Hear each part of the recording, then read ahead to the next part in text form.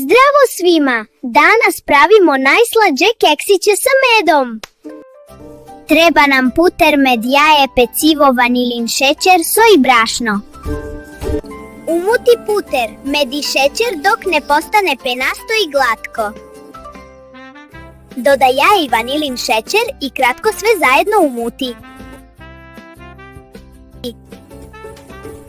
U drugoj posudi pomešaj brašno, prašak za pecivo i so. Postepeno dodaj suve sastojke u smesu s puterom i medom.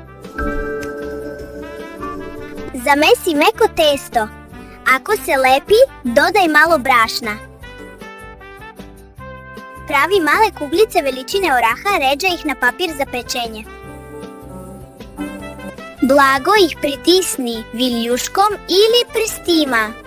Peci 10-12 minuta na 180 stepeni dok ivice ne porumene. Svaka kuglica kao jedno malo sunce.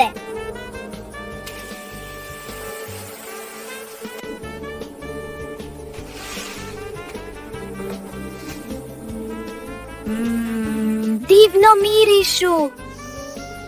Kad se ohlade, možeš ih posuti šećerom u prahu ili preliti malo medom. Ćao drugari!